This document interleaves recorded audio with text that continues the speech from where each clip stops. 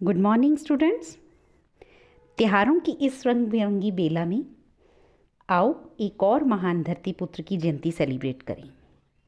31 अक्टूबर यानी आज देश का सर्वोच्च सम्मान भारत रत्न हासिल करने वाले वल्लभ भाई पटेल जी की बर्थ एनिवर्सरी आज पूरा भारत मना रहा है।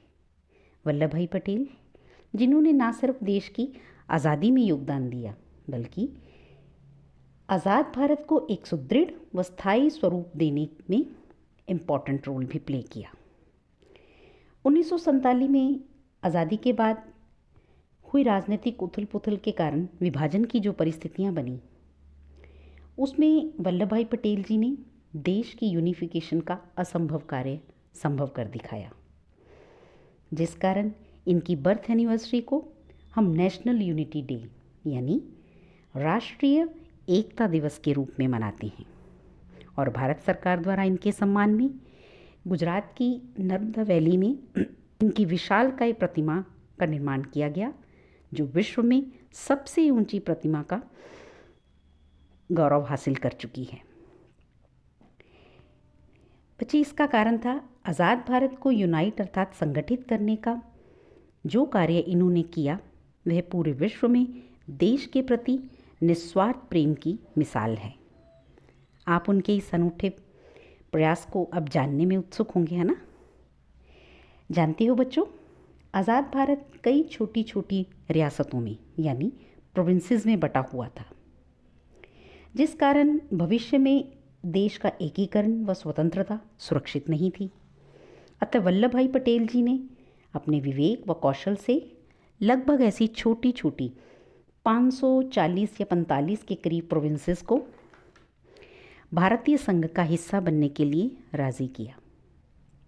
फलस्वरूप आज हमारा देश 28 स्टेट्स की यूनियन है, यानी 28 राज्यों का संगठित संघ। और यही यूनिटी हमारे देश की ताकत भी है और पहचान भी। इनके इस अनूठे प्रयास के कारण इन्हें बिस्मार्क ऑफ इंडिया भी कहा गया। बिस्मार्क, जिनका पूरा नाम है ओटो वॉन बिस्मार्क, जो जर्मनी के फर्स्ट चांसलर थे और जिन्होंने फ्री जर्मनी का यानी इंडिपेंडेंट जर्मनी का संगठन किया था, यानी उसकी यूनिफिकेशन का काम किया था। इसीलिए इन्हें इंडिया का बिस्मार्क कहा जाता है। बच्चों, जानते हो उस वक्त जब लंदन टाइम्स में ये खबर छपी तो उसमें क्या लिखा गया था? उसमें लिखा था, Sardar Vallabh bhai Patel the first deputy prime minister and home minister of free India was equal to 10 Bismarcks and rightly so, because as against Bismarck's 36 states the Indian Bismarck unified 535 diverse princely states spread over an area at least 10 times larger than Germany. बच्चों, ऐसे थे सरदार वल्लभ भाई पटेल। इसी प्रकार सरदार, लौह पुरुष यानी iron man, ये सब निकनेम इन्हें इनके सुदृढ़ व्यक्तित्व व समर्पित देशभक्ति के कारण इन्हें दिए गए।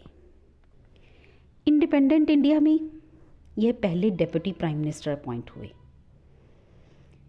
इस पद के साथ साथ इन्होंने first minister of home affairs and minister of information का कार्यभार भी संभाला। और हमारे देश के पहले प्रधानमंत्री पंडित जवाहरलाल नेहरू जी ने इन्हें the builder and consolidator of new India का खिताब दिया। यदि देश के प्रति इनकी भक्ति की बात करें तो गुजरात में एक जमींदार परिवार में जन्मे वल्लभ भाई पटेल अपनी विचारधारा से डाउन टू अर्थ व्यक्ति थे, यानी अपनी ही ज़मीन से जुड़े व्यक्ति थे। अपनी संस्कृति व सभ्यता के विषय में इनका कहना था, माई कल्चर इज़ एग्रीकल्चर। देश को संगठित कर देश की स्वायत्तता को सदैव के लिए अमर करने वाले इस लौह पुरुष का कहना था, We work hard to achieve our freedom, we shall have to strive harder to justify it.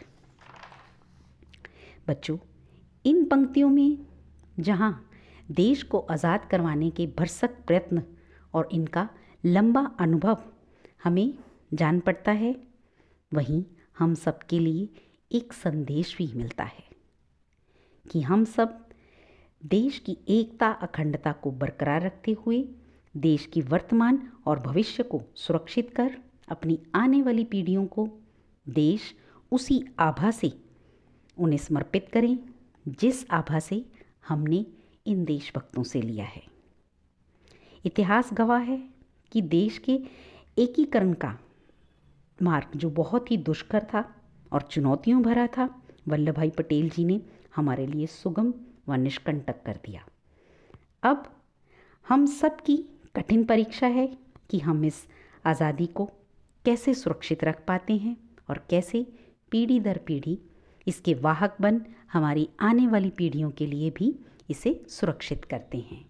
तो सब बच्चे आज मेरे साथ एक प्लेज लेंगे कि हम देश की आने वाली पीढ़ी होने के नाते, देश के भविष्य होने के नाते हम सब मिलकर अपनी इस एकता व अखंडता को सदैव सुरक्षित व चिरजीवी बनाएंगे।